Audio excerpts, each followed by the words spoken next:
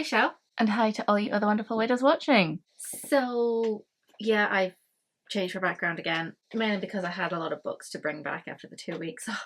So, whilst I was in Durham, I found a really interesting book that I was just like hovering about, and I decided not to get it, but it's like Bora Chung's Red Blade, I think, and I was really wanting it, and I'm just like, right, I'm gonna keep reading Cursed Bunny, and at the end of that I'm gonna get that other book that I also wanted, which is the horror book that I wanted, which is being released in October. When I got back, I've literally just this week discovered that Willow from Willow Talks Books did a best books published in 2025 so far.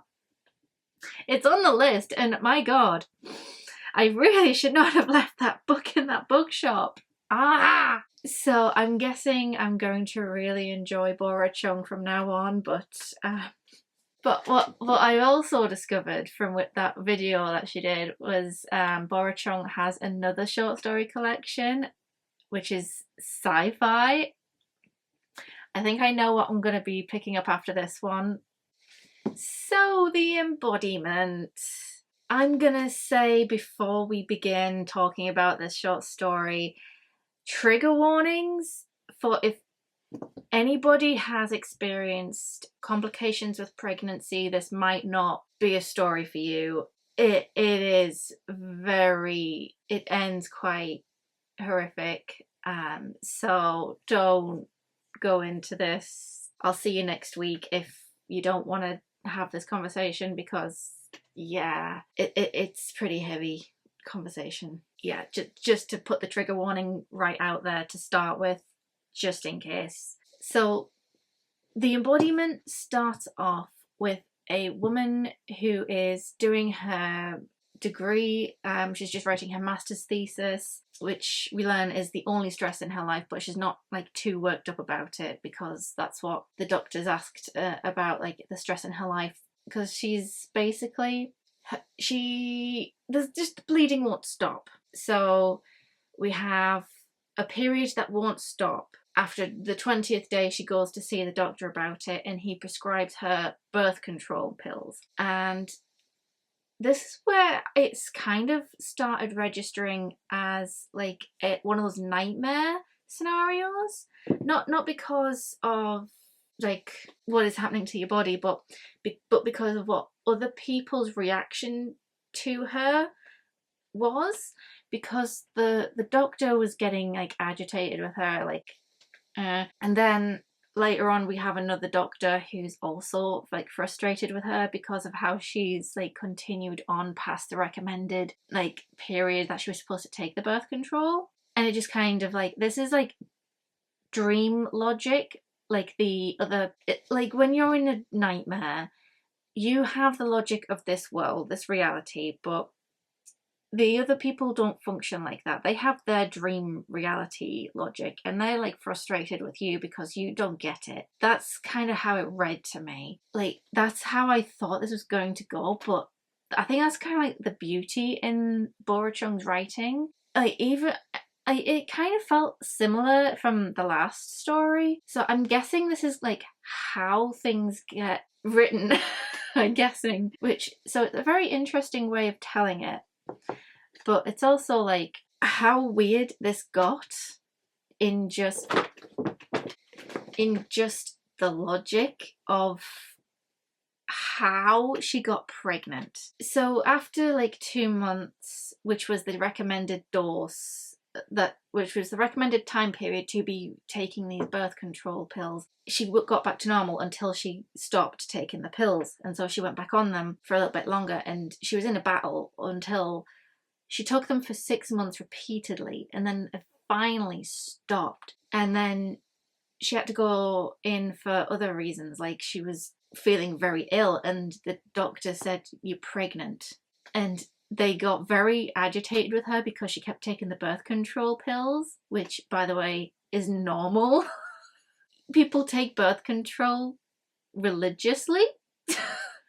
But in this context, it's how she got pregnant excessive use of birth control. The side effect is pregnancy. And that's this is why, and because they were getting frustrated with her not knowing that, that's why I kind of felt this is a dream, like one of those nightmare scenarios that you're in a nightmare and not actually in real world. It's never actually said though. She never wakes up from it. She just has to deal with it. Yeah, we're dealing with a woman who got pregnant through birth control pills, and not only that, the doctor has said you need to find this child a father. And I shit you not. So children have, like, embryos need to get fertilized in order to become a baby.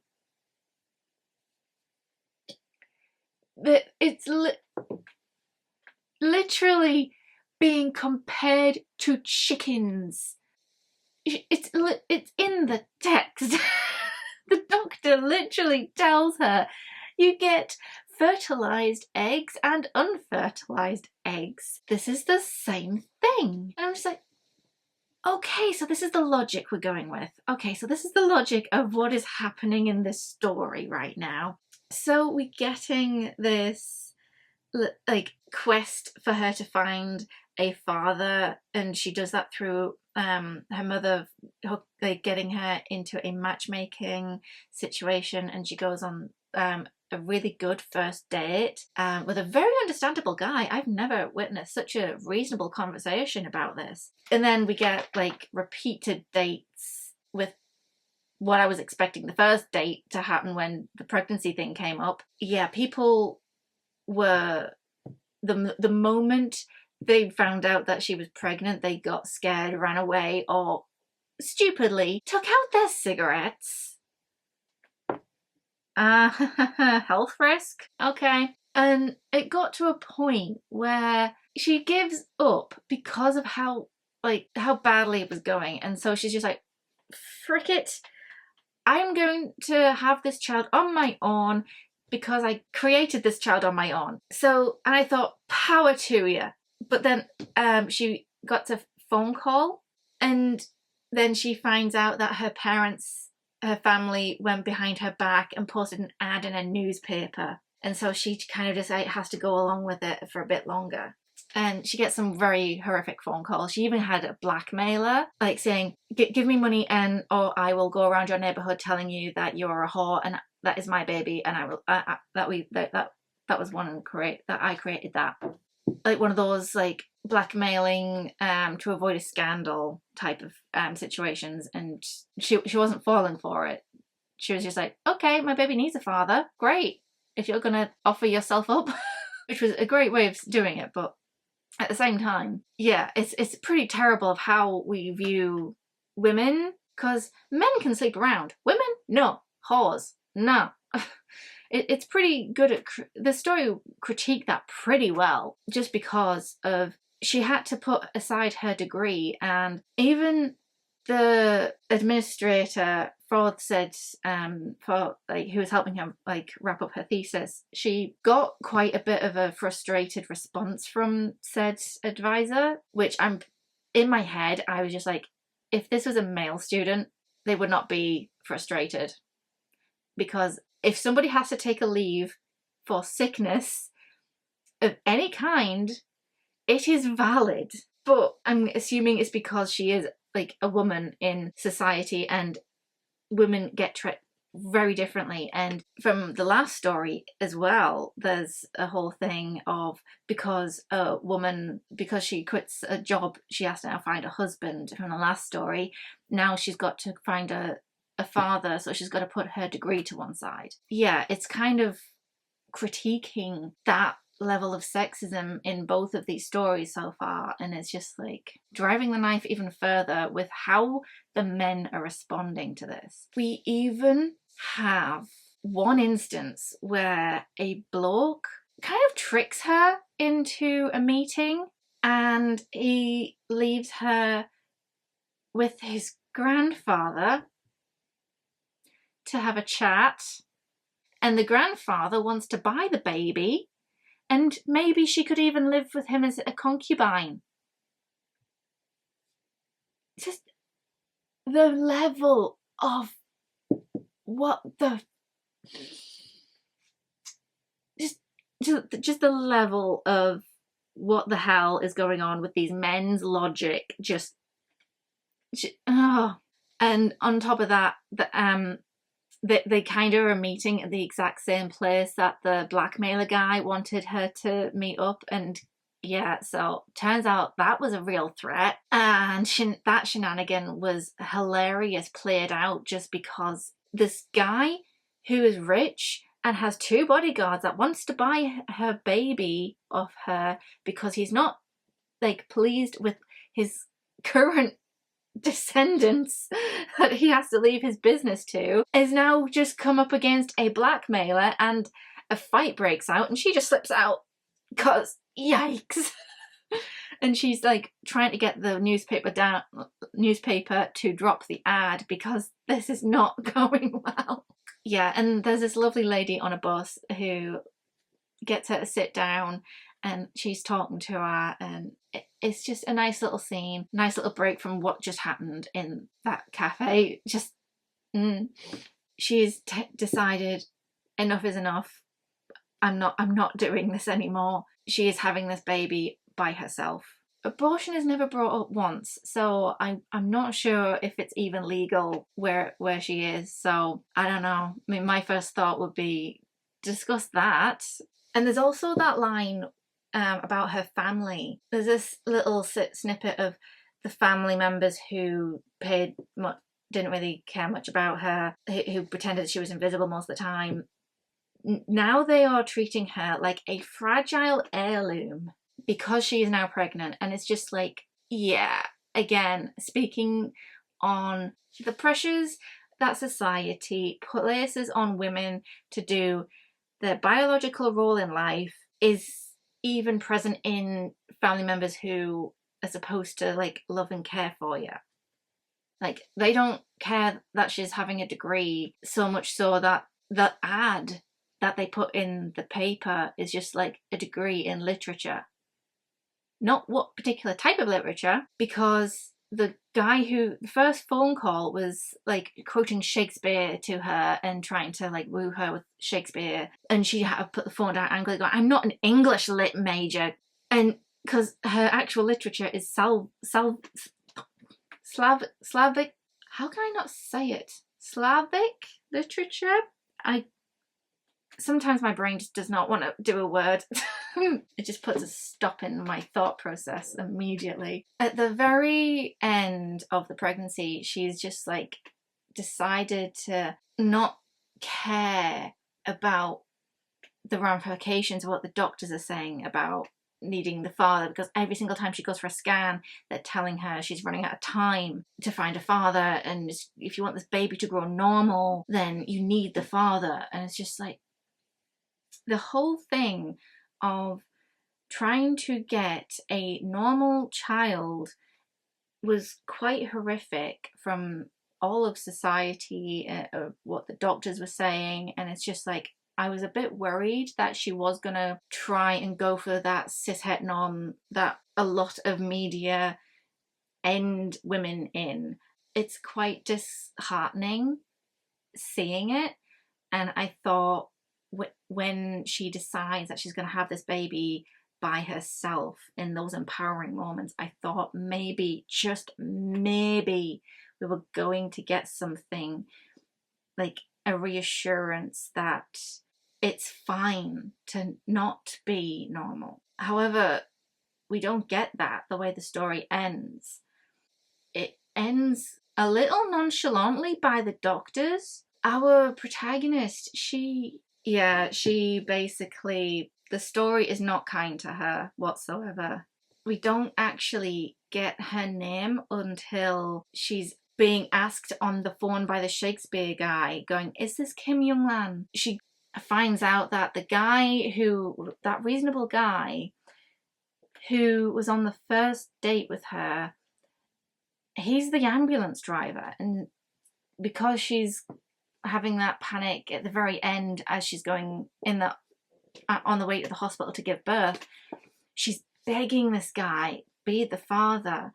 So we're going through the pain of labour with her, and because she's also fallen and hit her head and she's got a light concussion, it's excruciating. And here's the trigger warning as well as the spoiler at the very end. She gives birth to a blood clot, and they're handing it to her like it's normal.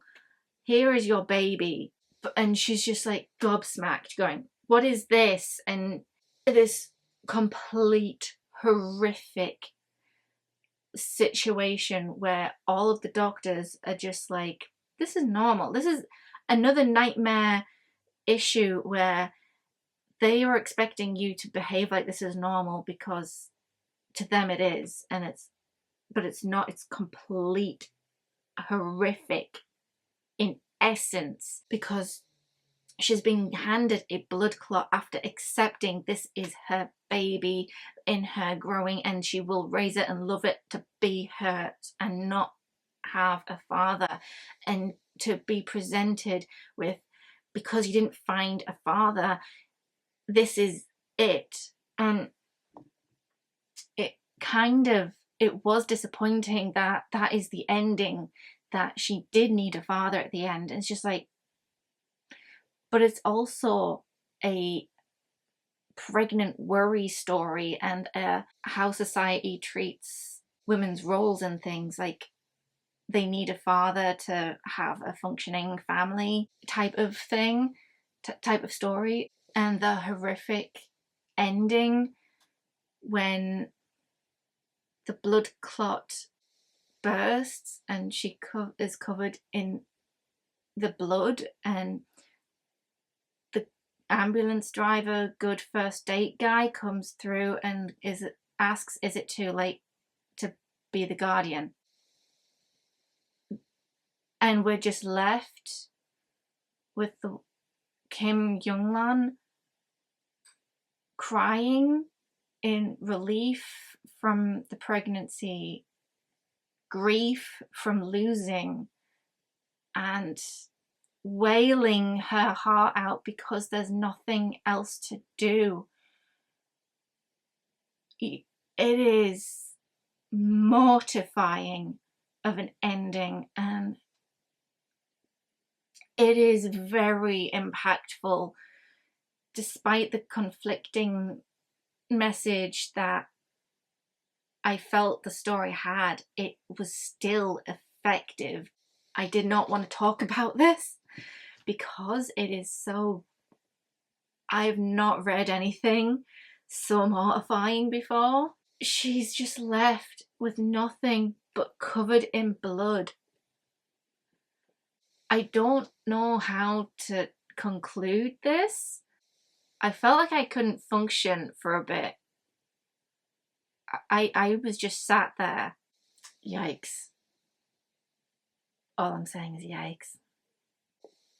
It's kind of giving, you're stuck in a nightmare, and this is the reality. You're experiencing the exact pain of it, despite it not making any sense if it was applied to real world logic.